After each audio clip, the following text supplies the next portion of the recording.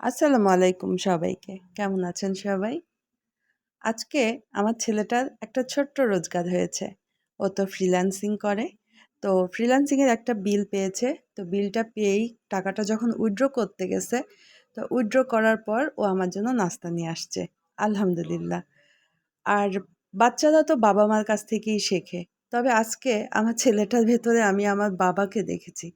কেন বলছি? আম রিসেন্টলি আমাদের একটু ইকোনমিক্যালি বেশ ক্রাইসিস যাচ্ছে। তো তার মধ্যে হঠাৎ করে কালকেও বলল যে, "আম্মু তুমি টেনশন কেন করো? আমি আছি তো।"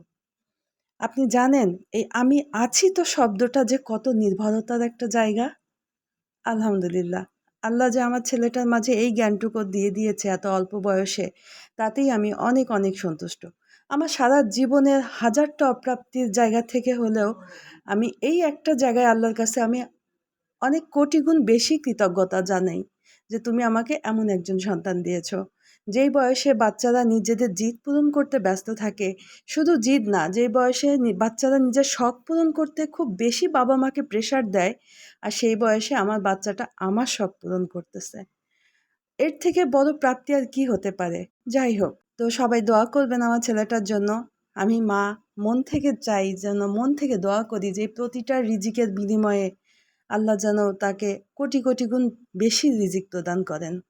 রিজিকের মালিক তো আল্লাহ। কিন্তু কিছু মানুষ আমাদের এই সমাজ সংসারে মনে করে রিজিকের মালিক তারা নিজেই। তারা দেখভাল করল না মানেই যেন একদম দুনিয়ার সমস্ত কিছুর থেকে সবাই বঞ্চিত হয়ে গেল। কিন্তু না, এরা ভুলেই যায় যে মাথার উপরে একজন আছেন। রিজিকের মালিকটা সে। কোথাও না কোথাও কোনো না কোনোভাবে রিজিকের ব্যবস্থা হয়েই যায়। এটার জন্য কেউ নিজেকে খুব বেশি যোগ্যতা সম্পন্ন মনে করাটা একদম ভুল। আমরা মানুষরা এই ভুলটা করি এটা একদমই নিজেদের অহংকার বোধ থেকে। এটা কখনোই থাকা উচিত না। সবাই আমার বাচ্চাটার জন্য দোয়া করবেন, আমার ছেলেটার জন্য দোয়া করবেন। কারণ আমি চাই যারা ওকে অবহেলা করছে তারা সবাই একদিন ওর জন্য আফসোস করুক যে আমরা কেন ওকে আমার করতে পারি নাই। কেন আমরা ওকে নিজের ভাবতে পারি নাই? এই আফসোসটা যেন সবার মাঝে হয়। এটা আমি মনে প্রাণে চাই। আমার একজন মায়ের কলিজার কথাটা আল্লাহ পাক নিশ্চয়ই শুনবেন। কি বলেন? তো আজকের খাবারটা কিন্তু দারুণ ছিল এক কথায়। সবথেকে বেশি মজা ছিল সসটা। তো ভালো থাকবেন সবাই। দেখা হবে অন্য কোনো ভিডিওতে। গল্প হবে অন্য কোনো কিছু নিয়ে। টাটা।